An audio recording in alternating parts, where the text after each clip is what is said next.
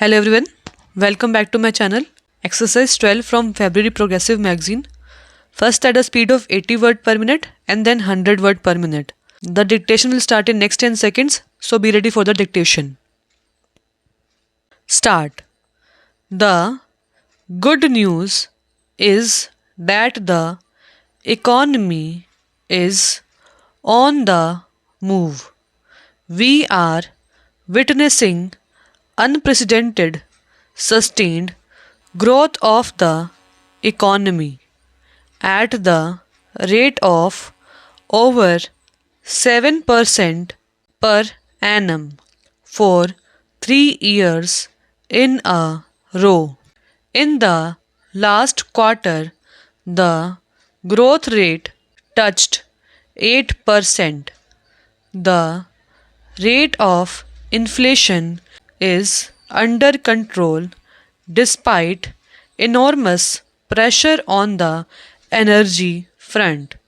The rate of investment is rising and business expectations are bullish. Some infrastructure sectors like telecom, railways, and aviation are showing rapid improvement through adoption of VAT by most states. The tax system has improved vastly.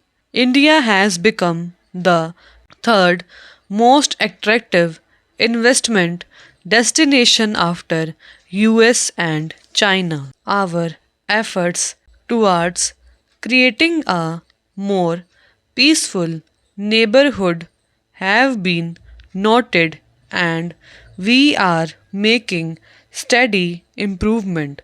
On the whole, both the polity and the economy are fairly healthy and robust. The progress in our relations with major powers has also boosted confidence in the economy. If nothing untoward happens, we should be able to sustain this momentum. However, it also requires hard work from all of us. There are three specific areas of concern. First, we need a massive infusion of investment in the infrastructure sector. We have taken important steps to accelerate this process, but much more needs to be done without delay. Second, we must improve the fiscal health of the central and state governments. The fiscal deficit remains at unacceptably high levels. While revenues are rising, so is expenditure, and we are in danger of sliding back on our commitment to fiscal responsibility. State governments have an especially important task at hand to improve their finances and deploy them more productively. Third, there has been an alarming decline in agricultural growth in the ninth and 10th plan period. This must be reversed. Without stepping up the rate of growth of income and investment in agriculture, it will not be possible for us to step up the overall rate of growth of the economy and generate employment opportunities. This is an area where the state governments have a critical role to play. Sustained high economic growth is essential to meet the several commitments that we have made to increase spending in areas like employment, education, and health. It is also essential that we improve the quality of governance at all levels and implement some of the key initiatives we have taken to redeem our pledge to our people. A key commitment we had made was to end the era of jobless growth and revive employment. Rozgar Badhao was our solemn pledge. I am happy that the Parliament passed the National Rural Employment Guarantee Act. I must express the gratitude of the government to our leader for her unwavering commitment in seeing this historic legislation through Parliament. For the first time, through this act, we have recognized the right to work as a fundamental legal right. It entitles the rural poor to guaranteed employment for 100 days. The Act provides for a phased rollout with 200 backward districts covering a third of the country being taken up initially.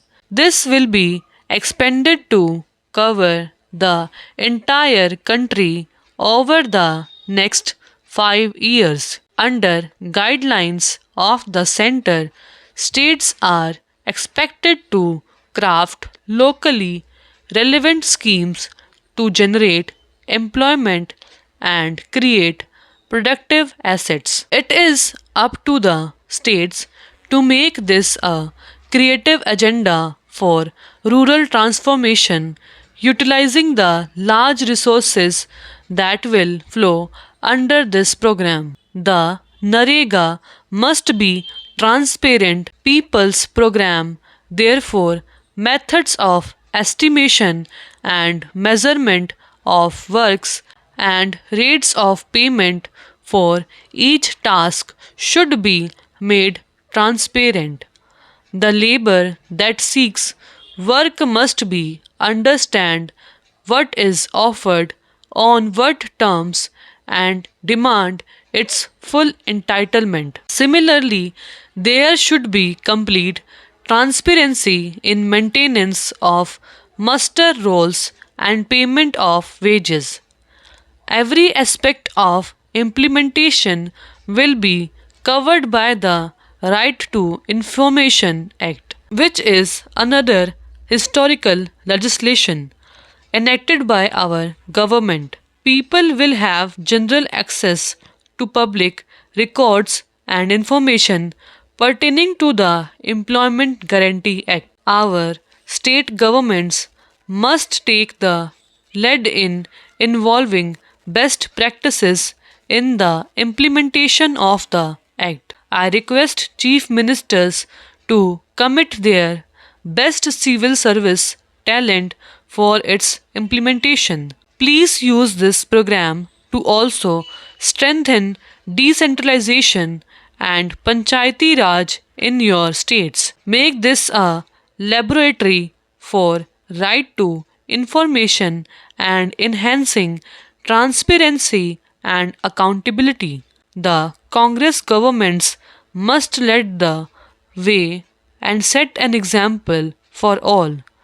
To upgrade rural infrastructure, our government has conceived a time bound business plan under Bharat Nirman. It is flagship program for our government. We are committing over rupees 2 lakh crore to it. Bharat Nirman should unleash the growth potential of our villages. In the next 4 years, we need to ensure that every habitation has potable drinking water. Every village of over 1000 population or over 500 in hilly and tribal areas must have all puka roads. Every village must have electricity and telephone connectivity. We must ensure that over 1 crore hectares of land is irrigated in the country. Stop. And now at the speed of 100 word per minute, start. The good news is that the economy is on the move. We are witnessing unprecedented sustained growth of the economy at the rate of over 7% per annum for 3 years in a row. In the last quarter, the growth rate touched 8%. The rate of inflation is under control despite enormous pressure on the energy front. The rate of investment is rising and business expectations are bullish. Some infrastructure sectors like telecom, railways, and aviation are showing rapid improvement. Through adoption of VAT by most states, the tax system has improved vastly. India has become the third most attractive investment destination after US and China. Our efforts towards creating a more peaceful neighborhood have been noted and we are making steady improvement. On the whole, both the polity and the economy are fairly healthy and robust. The progress in our relations with major powers has also boosted confidence in the economy. If nothing untoward happens, we should be able to sustain this momentum. However, it also requires hard work from all of us. There are three specific areas of concern. First, we need a massive infusion of investment in the infrastructure sector. We have taken important steps to accelerate this process, but much more needs to be done without delay. Second, we must improve the fiscal health of the central and state governments. The fiscal deficit remains at unacceptably high levels. While revenues are rising, so is expenditure, and we are in danger of sliding back on our commitment to fiscal responsibility. State governments have an especially important task at hand to improve their finances and deploy them more productively. Third, there has been an alarming decline in agricultural growth in the ninth and 10th plan period. This must be reversed without steeping up the rate of growth of income and investment in agriculture.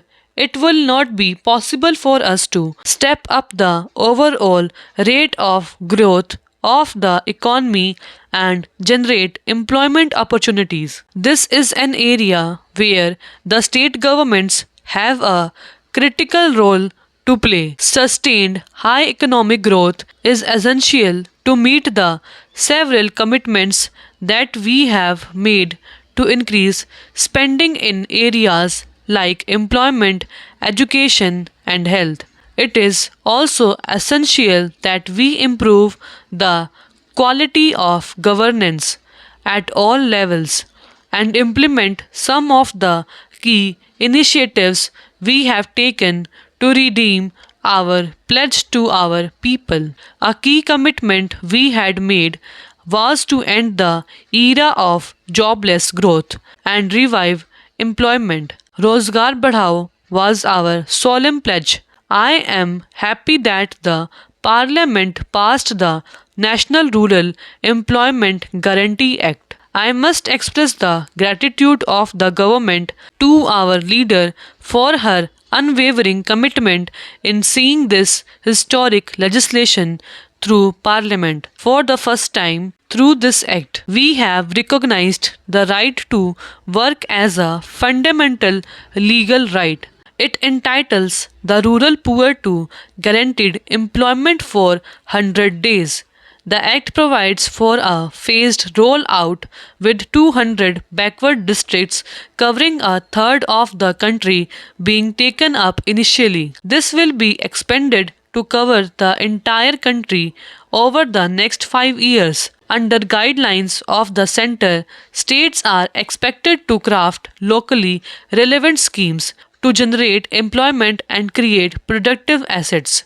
It is up to the states and make this a creative agenda for rural transformation utilizing the large resources that will flow under this program. The NREGA must be a transparent people's program. Therefore, methods of estimation and measurement of works and rates of payment for each task should be made transparent. The labor that seeks work must understand what is offered, on what terms, and demand its full entitlement. Similarly, there should be complete transparency in maintenance of muster rolls and payment of wages. Every aspect of implementation will be covered by the Right to Information Act, which is another historical legislation enacted by our government. People will have general access to public records and information pertaining to the Employment Guarantee Act. Our state governments must take the lead in involving best practices in the implementation of the Act. I request Chief Ministers to commit their best civil service talent for its implementation. Please use this program to also strengthen decentralization and Panchayati Raj in your states. Make this a laboratory for right to information and enhancing transparency and accountability. The Congress governments must lead the way and set an example for all. To upgrade rural infrastructure, our government has conceived a time-bound business plan under Bharat Nirman. It is flagship program for our government. We are committing over rupees 2 lakh crore to it. Bharat Nirman should unleash the growth potential of our villages. In the next 4 years, we need to ensure that every habitation has potable drinking water, every village of over 1000 population or over 500 in hilly and tribal areas must have all Pakka roads. Every village must have electricity and telephone connectivity. We must ensure that over 1 crore hectares of land is irrigated in the country. Stop.